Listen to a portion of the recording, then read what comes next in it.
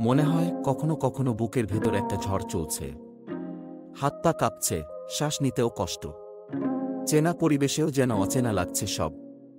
৭২ এগুলো সব চিন্তা আর উদ্বেগের লক্ষণ। কিন্তু চিন্তা করো না, এই উদ্বেগকে মোকাবিলা করা যায়। শ্বাস নেওয়ার অনুশীলন, গভীর শ্বাস নিন, ধীরে ধীরে ছাড়ো। এটা মনকে শান্ত করতে সাহায্য করে। গুণোত্তর চিন্তাভাবনা, চারপাশে ভালো জিনিস খুঁজো। মনে মনে বলো, আমি পারবো। ব্যায়াম, শরীর সুস্থ থাকলে মনও ভালো থাকে। নিয়মিত হাঁটা, সাঁতার বা যে কোনো ব্যায়াম করতে পারো। প্রিয় মানুষের সঙ্গ, প্রিয় মানুষের সাথে কথা বলো, হাসো। একা না থাকলে চিন্তাও কম লাগে। পেশাদার সাহায্য, যদি মনে হয় নিজের চেষ্টায় উদ্বেগ কমছে না, তাহলে একজন মনোবিদের সাথে কথা বলুন। মনে রাখবেন, চিন্তা সবারই হয়, কিন্তু ঠিকমতো মোকাবিলা করলে সুন্দর জীবন ফিরে পাওয়া যায়। আসুন সবাই মিলে মানসিক সুস্থতা বজায় রাখি।